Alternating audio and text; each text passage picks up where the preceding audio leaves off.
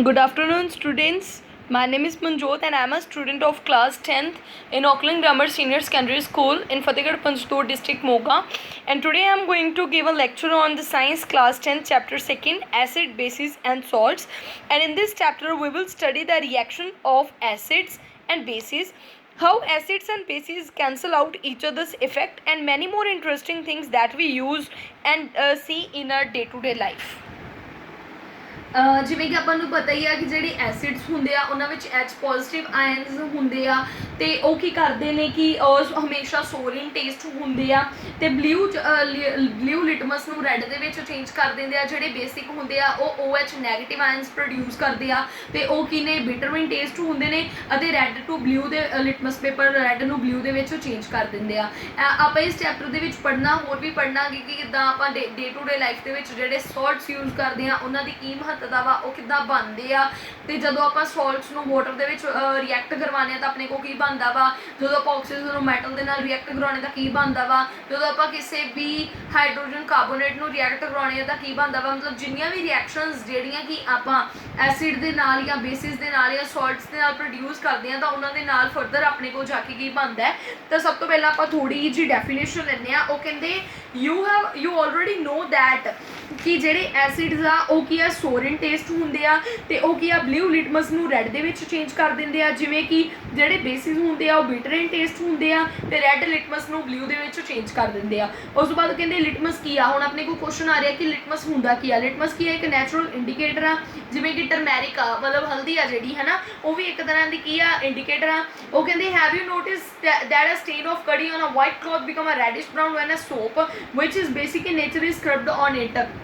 ਦੇਖੋ ਜਿੱਦਾਂ ਆਪਾਂ ਆਪਣੀ ਵਾਈਟ ਸ਼ਰਟ ਆਪਾਂ ਪਹਿਨੀ ਹੋਈ ਹੈ, ਠੀਕ ਹੈ, ਆਪਾਂ ਕੁਛ ਖਾ ਰਹੇ ਹਾਂ ਐਂਡ ਉਹ ਦਾਗ ਹੈ ਜਿਹੜਾ ਸੌਸ ਹੈ ਜਿਹੜੀ ਉਹ ਦਾਗ ਹੈ ਜਿਹੜਾ ਉਹ ਆਪਣੀ ਸ਼ਰਟ ਦੇ ਉੱਪਰ ਲੱਗ ਜਾਂਦਾ ਹੈ। ਤਾਂ ਜਦੋਂ ਉਹਨੂੰ ਆਪਾਂ ਧੋਣ ਜਾਂਦੇ ਹਾਂ ਤਾਂ ਵੈਨੇਵਰ ਵੀ ਵਾਸ਼ ਇਟ, ਠੀਕ ਹੈ, ਆਪਾਂ ਸੋਪ ਦੇ ਨਾਲ ਉਹਨੂੰ ਰੱਬ ਕਰਦੇ ਹਾਂ, ਸੋਪ ਉਹਦੇ ਉੱਪਰ ਲਗਾਉਂਦੇ ਆ, ਉਹਨੂੰ ਮਲਦੇ ਆ ਜਾਂ ਸਰਫ ਦੇ ਨਾਲ, ਤਾਂ ਉਹ ਜਿਹੜਾ ਦਾਗ ਹੁੰਦਾ ਜਿਹੜਾ ਸਟੇਨ ਹੁੰਦਾ ਉਹ ਰੈੱਡ ਟਰਨ ਹੋ ਜਾਂਦਾ। ਇੱਦਾਂ ਕਿਉਂ ਹੁੰਦਾ? ਕਿਉਂਕਿ ਸਭ ਤੋਂ ਉਹ ਕੀ ਹੈ, ਇੱਕ ਤਰ੍ਹਾਂ ਦਾ ਉਹਦੇ ਵਿੱਚੋਂ ਹਲਦੀ ਸੀਗੀ, ਇੱਕ ਐਸਿਡ ਜਿਹੜਾ ਵਾ ਉਹ ਨਿਊਟਰਲ ਕਰ ਰਿਹਾ, ਬੇਸਿਕ ਦੀ ਜਿਹੜੀ ਚੀਜ਼ ਆ ਉਹਨੂੰ ਕੈਂਸਲ ਆਊਟ ਕਰ ਰਿਹਾ, ਉਹਦਾ ਇਫੈਕਟ ਹੈ ਜਿਹੜਾ ਉਹ ਕੱਟ ਰਿਹਾ ਵਾ, ਇਸ ਕਰਕੇ ਉਹਦਾ ਜਿਹੜਾ ਕਲਰ ਹੈ ਜਿਹੜਾ ਸਟੇਨ ਹੈ ਉਹ ਰੈੱਡ ਇਨ ਕਲਰ ਹੋ ਜਾਂਦਾ ਹੈ। ਉਸ ਤੋਂ ਬਾਅਦ ਉਹ ਕਹਿੰਦੇ ਇਟ ਟਰਨਸ ਯੈਲੋ ਅਗੇਨ, ਉਹ ਬਾਅਦ ਦੇ ਵਿੱਚ ਉਹਨੂੰ ਉਹ ਯੈਲੋ ਟਰਨ ਫਿਰ ਹੋ ਜਾਂਦਾ ਵਾ ਜਦੋਂ ਆਪਾਂ ਕਲੋਥ ਨੂੰ ਚੰਗੀ ਤਰ੍ਹਾਂ ਸਾਫ਼ ਪਾਣੀ ਦੇ ਨਾਲ ਕੀ ਹੈ ਵਾਸ਼ ਕਰਦੇ ਹਾਂ, ਠੀਕ ਹੈ। ਉਹ ਕਹਿੰਦੇ you can use a synthetic indicator, ਆਪਾਂ ਮਿਥਾਈਲ ਔਰੇਂਜ ਜਿਹੜਾ ਕਿ ਸਿੰਥੈਟਿਕ ਇੰਡੀਕੇਟਰ ਆ ਜਾਂ ਫਿਰ ਫਿਨੋਲ ਫੈਥਲੀਨ ਹੋ ਗਿਆ, ਇਹਨਾਂ ਨੂੰ ਐਸਿਡ ਜਾਂ ਬੇਸਿਸ ਨੂੰ ਟੈਸਟ ਕਰਨ ਦੇ ਲਈ ਆਪਾਂ ਇੱਦਾਂ ਦੇ ਕੁਝ ਜਿਹੜੇ ਇੰਡੀਕੇਟਰ ਆ ਉਹਨਾਂ ਨੂੰ ਵਰਤ ਸਕਦੇ ਹਾਂ।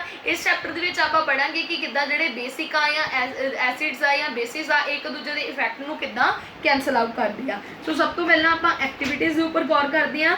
ਫਸਟ ਐਕਟੀਵਿਟੀ ਦੇ ਵਿੱਚ ਉਹ ਕਹਿੰਦੇ understanding the chemical properties of the acids and the basis. ਸਭ ਤੋਂ ਪਹਿਲਾਂ ਆਪਾਂ ਪੜ੍ਹਾਂਗੇ ਕਿ ਐਸਿਡਸ ਆ ਜਾਂ ਬੇਸਿਸ ਆ ਉਹਨਾਂ ਦੀਆਂ ਕੈਮੀਕਲ ਪ੍ਰੋਪਰਟੀਜ਼ ਕੀ ਆ, ਉਹ ਕੀ ਹੋਲਡ ਕਰਦੇ ਆ, ਉਹ ਕੀ ਉਹਨਾਂ ਦਾ ਮਕਸਦ ਕੀ ਆ, ਉਹਨਾਂ ਨੇ ਕਿੱਦਾਂ ਕਿਸ ਚੀਜ਼ ਨਾਲ ਰਿਐਕਟ ਕਰਨਾ ਵਾ, ਕਿੱਦਾਂ ਕਿਸ ਨਾਲ ਪੋਜ਼ਿਟਿਵ ਆਇਨਸ ਬਣਾਉਣੇ ਆ, ਕਿੱਦਾਂ ਕਿਸ ਨਾਲ OH ਨੈਗੇਟਿਵ ਆਇਨਸ ਬਣਾਉਣੇ ਆ, ਤਾਂ ਉਹ ਸਾਰਾ ਕੁਝ ਪੜ੍ਹਾਂਗੇ। ਸਭ ਤੋਂ ਪਹਿਲਾਂ ਉਹਨਾਂ ਨੇ ਕਿਹਾ ਕਿ ਤੁਸੀਂ ਥੋੜ੍ਹੇ ਕੁ ਜਿਹੜੇ ਸੋਲਿਊਸ਼ਨ ਆ ਸਾਇੰਸ ਲੈਬੋਰਟਰੀ ਦੇ ਵਿੱਚੋਂ ਲੈ ਲਓ, ਜਿੱਦਾਂ ਕਿ ਹਾਈਡਰੋਕਲੋਰਿਕ ਐਸਿਡ ਹੋ ਗਿਆ, ਸਲਫਿਊਰਿਕ ਐਸਿਡ ਹੋ ਗਿਆ, nitric acid, acetic acid, sodium hydroxide, calcium hydroxide, potassium hydroxide, magnesium hydroxide, ammonium hydroxide. ਉਹ ਕਹਿੰਦੇ ਸਾਰਾ ਕੁਝ ਲੈ ਲਓ, ਇਹਨਾਂ ਨੂੰ ਕੀ ਹੈ ਇੱਕ ਇੱਕ ਡ੍ਰੌਪ ਕਰਕੇ ਮਤਲਬ ਸਾਰੇ ਦੇ ਸਾਰੇ ਜਿੰਨੇ ਵੀ ਤੁਸੀਂ ਸੋਲਿਊਸ਼ਨ ਲਏ ਆ ਵਾਚ ਕਲਾਸ ਦੇ ਉੱਪਰ ਪਾਓ, ਠੀਕ ਹੈ, ਤੇ ਇੱਕ ਇੱਕ ਕਰਕੇ ਉਹਨਾਂ ਨੂੰ ਹਰ ਇੱਕ ਇੰਡੀਕੇਟਰ ਦੇ ਨਾਲ ਕੀ ਹੈ ਚੈੱਕ ਕਰੋ। ਇੰਡੀਕੇਟਰ ਆਪਾਂ ਨੀਚੇ ਦਿੱਤੇ ਹੋਏ ਨੇ, ਠੀਕ ਹੈ।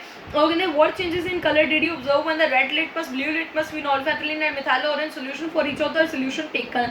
ਉਹ ਕਹਿੰਦੇ ਜਦੋਂ ਤੁਸੀਂ ਮਤਲਬ ਜਿੰਨੇ ਵੀ ਤੁਸੀਂ ਸੋਲਿਊਸ਼ਨ ਲਏ ਸੀਗੇ, ਜਦੋਂ ਤੁਸੀਂ ਨੀਚੇ ਬਲੂ, ਰੈਡ, ਫਿਨੋਲ ਫੈਥਲੀਨ, ਮਿਥਾਈਲ ਔਰੇਂਜ ਜਿੰਨੇ ਵੀ ਲਏ ਸੀਗੇ, ਜਦੋਂ ਤੁਸੀਂ ਉਹਨਾਂ ਦੇ ਨਾਲ ਰਿਐਕਟ ਕਰਵਾਇਆ ਹੈ ਨਾ, ਜਦੋਂ ਉਹਨਾਂ ਦੇ ਉੱਪਰ ਕੋਈ ਇੱਕ ਇੱਕ ਡ੍ਰੌਪ ਪਾਈ ਤਾਂ ਤੁਸੀਂ ਕੀ ਅਬਜ਼ਰਵ ਕੀਤਾ ਕਿ ਉਹਨਾਂ ਦਾ ਕਲਰ ਹੈ ਜਿਹੜਾ ਉਹ ਕਿਸ ਫਾਰਮ ਦੇ ਵਿੱਚ ਚੇਂਜ ਹੋ ਰਿਹਾ, ਕੋਈ ਰੈੱਡ ਟੂ ਬਲੂ ਹੋ ਰਿਹਾ ਹੋਏਗਾ, ਕੋਈ ਬਲੂ ਟੂ ਰੈੱਡ ਹੋ ਰਿਹਾ ਹੋਏਗਾ। ਇਸ ਚੀਜ਼ ਤੋਂ ਆਪਾਂ ਨੂੰ ਕੀ ਮਿਲ ਰਿਹਾ ਕਿ ਕੋਈ ਜਿਹੜਾ ਆਪਾਂ ਸੋਲਿਊਸ਼ਨ ਲਿਆ ਵਾ ਉਹ ਐਸਿਡ ਆ ਜਾਂ ਬੇਸਿਸ ਆ। ਜਦੋਂ ਕੀ ਹੈ ਕਿ ਜਿਹੜਾ ਮਤਲਬ ਲਿਟਮਸ ਪੇਪਰ ਆ ਜਿਹੜਾ ਬਲੂ ਟੂ ਰੈੱਡ ਟਰਨ ਕਰ ਦਿੰਦਾ ਵਾ ਉਹ ਕੀ ਆ ਐਸਿਡ ਆ, ਜਿਹੜਾ ਰੈੱਡ ਟੂ ਬਲੂ ਟਰਨ ਕਰ ਦਿੰਦਾ ਲਿਟਮਸ ਪੇਪਰ ਨੂੰ ਉਹ ਕੀ ਆ ਬੇਸਿਕ ਆ। ਇਹਨਾਂ ਤੋਂ ਕੀ ਹੈ ਇੱਕ ਇੱਕ ਇਹਨਾਂ ਦੀ ਪ੍ਰੋਪਰਟੀ ਆਪਾਂ ਨੂੰ ਪਤਾ ਵਾ ਕਿ ਜਦੋਂ ਆਪਾਂ ਇਹਨਾਂ ਦੇ ਸੋਲਿਊਸ਼ਨ ਨੂੰ ਲਿਟਮਸ ਪੇਪਰ ਦੇ ਉੱਪਰ ਜਾ ਕੇ ਟੈਸਟ ਆਊਟ ਕਰਾਂਗੇ ਤਾਂ ਆਪਾਂ ਨੂੰ ਪਤਾ ਲੱਗ ਜਾਏਗਾ ਕਿ ਐਟਲੀਸਟ ਉਹ ਆਪਾਂ ਕਿਹੜਾ ਮਤਲਬ ਹੈਗਾ ਵਾ ਐਸਿਡ ਆ ਜਾਂ ਬੇਸਿਸ ਆ, ਠੀਕ ਹੈ।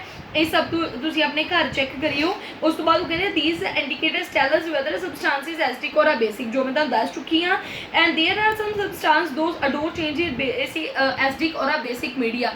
ਉਹ ਕਹਿੰਦੇ ਕਈ ਤਾਂ ਇਦਾਂ ਦੇ ਵੀ ਮਤਲਬ ਪਦਾਰਥ ਹੁੰਦੇ ਆ, ਸਬਸਟੈਂਸ ਹੁੰਦੇ ਆ ਜਿਨ੍ਹਾਂ ਦੀ ਜਿਹੜੀ ਸਮੈਲ ਆ, odor ਦਾ ਮਤਲਬ ਹੁੰਦਾ ਸਮੈਲ, ਕਿ ਕਈਆਂ ਦੀ ਜਿਹੜੀ ਸਮੈਲ ਵੀ ਆ ਉਹ ਵੀ ਚੇਂਜ ਹੋ ਜਾਂਦੀ ਹੈ ਨਾ, ਉਹਨਾਂ ਨੂੰ ਆਪਾਂ ਕਿਹੜੇ ਇੰਡੀਕੇਟਰ ਬੋਲਦੇ ਆ? olfactory indicator.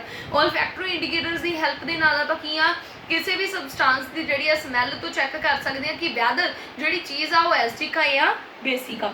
2.2 ਐਕਟੀਵਿਟੀ, ਉਹ ਕਹਿੰਦੇ ਤੁਸੀਂ ਕੁਝ ਫਾਈਨਲੀ ਚੌਪਡ ਅਨੀਅਨਸ ਲੈ ਲਓ ਇੱਕ ਪਲਾਸਟਿਕ ਬੈਗ ਦੇ ਵਿੱਚ, ਠੀਕ ਹੈ, ਤੇ ਥੋੜ੍ਹੀਆਂ ਕਿ ਸਟ੍ਰਿਪਸ ਲੈ ਲਓ ਕਲੀਨ ਕਲੋਥ ਦੀਆਂ।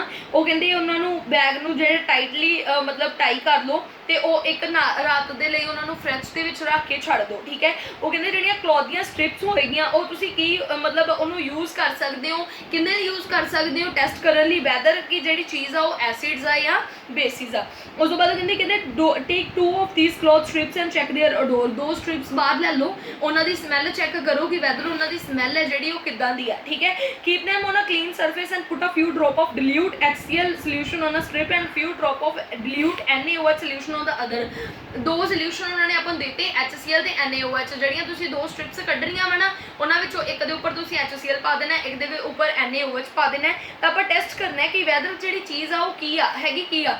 ਉਹ ਕਹਿੰਦੇ ਰਿੰਸ ਕਰ ਲਓ ਚੰਗੀ ਤਰ੍ਹਾਂ, ਮਤਲਬ ਉਹਨੂੰ ਇੱਦਾਂ ਰਬ ਕਰੋ। Rinse both cloth strips and water and again check the odour. ਉਹਨਾਂ ਨੂੰ ਚੰਗੀ ਤਰ੍ਹਾਂ ਪਾਣੀ ਦੇ ਨਾਲ ਧੋ ਲਓ, ਸਾਫ਼ ਕਰ ਇੱਦਾਂ ਮਲ ਕੇ ਧੋਵੋ, ਤਾਂ ਤੁਸੀਂ ਚੈੱਕ ਕਰੋ ਕਿ ਉਹਨਾਂ ਦੀ ਜਿਹੜੀ ਸਮੈਲ ਆ ਉਹਦੇ ਵਿੱਚ ਕੁਝ ਚੇਂਜ ਆਇਆ ਵਾ, ਅਡੋਰ ਉਹਨਾਂ ਦਾ ਚੇਂਜ ਹੋਇਆ ਜਾਂ ਨਹੀਂ। ਆਪਣੀ ਆਬਜ਼ਰਵੇਸ਼ਨ ਆ ਜਿਹੜੀ ਉਹਨੂੰ ਨੋਟ ਕਰੋ। ਉਹ ਕਹਿੰਦੇ ਹੁਣ ਉਸ ਤੋਂ ਬਾਅਦ ਆਬਜ਼ਰਵੇਸ਼ਨ ਨੋਟ ਕਰਨ ਤੋਂ ਬਾਅਦ ਆਪਾਂ ਦੇਖਦੇ ਹਾਂ ਉਹਨਾਂ ਨੇ ਆਬਜ਼ਰਵੇਸ਼ਨ ਕੋਈ ਦਿੱਤੀ ਹੋਈ ਹੈ ਜਾਂ ਨਹੀਂ।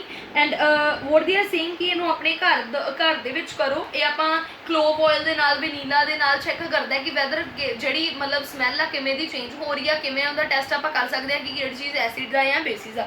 ਉਸ ਤੋਂ ਬਾਅਦ ਉਹ ਕਹਿੰਦੇ ਵੀ ਇੰਨਾ ਐਕਸਪੈਰੀਮੈਂਟ ਕਰਕੇ ਤੁਸੀਂ ਆਪਣੀ ਆਬਜ਼ਰਵੇਸ਼ਨ ਜਿਹੜੀ ਉਹਨੂੰ ਨੋਟ ਡਾਊਨ ਕਰ ਲੈਣਾ। ਉਸ ਤੋਂ ਬਾਅਦ ਉਹ ਕਹਿੰਦੇ ਨਾਓ ਟੇਕ ਸਮ ਡਿਲਿਊਟ ਵਨੀਲਾਸ ਇਸੈਂਸ ਐਂਡ ਕਲੋਵ ਆਇਲ। ਇਹ ਡਿਲਿਊਟ ਵਨੀਲਾਸ ਇਸੈਂਸ ਲੈ ਲੈਣਾ, ਕਲੋਵ ਆਇਲ ਲੈ ਲੈਣਾ ਤੇ ਉਹਨਾਂ ਦਾ ਅਡੋਰ ਜਿਹੜਾ ਵਾ ਚੈੱਕ ਕਰਨਾ ਹੈ, ਠੀਕ ਹੈ। ਉਹ ਕਹਿੰਦੇ ਟੇਕ ਸਮ ਡਿਲਿਊਟ HCl ਸੋਲੂਸ਼ਨ। ਡਿਲਿਊਟ HCl ਸੋਲੂਸ਼ਨ ਲੈ ਲਓ ਟੈਸਟ ਟਿਊਬ ਦੇ ਵਿੱਚ, ਡਿਲਿਊਟ NaOH ਸੋਲੂਸ਼ਨ ਲੈ ਲਓ ਅਨਦਰ ਇੱਕ ਹੋਰ ਦੇ ਵਿੱਚ, ਠੀਕ ਹੈ। ਉਹਦੇ ਵਿੱਚ ਡਿਲਿਊਟ ਵਨੀਲਾ ਪਾਓ, ਠੀਕ ਹੈ। ਇਜ਼ੈਂਸ ਟੂ ਬੋਥ ਟੈਸਟ ਟਿਊਬ, ਦੋਨਾਂ ਨੂੰ ਸ਼ੇਕ ਵੈਲ ਕਰ ਲਓ ਤੇ ਚੈੱਕ ਕਰੋ ਅਗੇਨ ਕਿ ਉਹਨਾਂ ਦੀ ਜਿਹੜੀ ਸਮੈਲ ਹੈ ਉਹਦੇ ਵਿੱਚ ਕੁਝ ਚੇਂਜਸ ਆਏ ਜਾਂ ਨਹੀਂ, ਠੀਕ ਹੈ। Similarly test the changes in the odour of the clove oil ਦੇ ਅਡੋਰ ਦੇ ਵਿੱਚ ਵੀ ਚੇਂਜ ਚੈੱਕ ਕਰੋ, ਡਿਲਿਊਟ HCl ਦੇ ਵਿੱਚ ਵੀ ਚੈੱਕ ਕਰੋ, ਡਿਲਿਊਟ NaOH ਸੋਲੂਸ਼ਨ ਦੇ ਵਿੱਚ ਵੀ ਚੈੱਕ ਕਰੋ ਤੇ ਆਪਣੀ ਆਬਜ਼ਰਵੇਸ਼ਨ ਹੈ ਜਿਹੜੀ ਉਹਨੂੰ ਰਿਕਾਰਡ ਕਰੋ।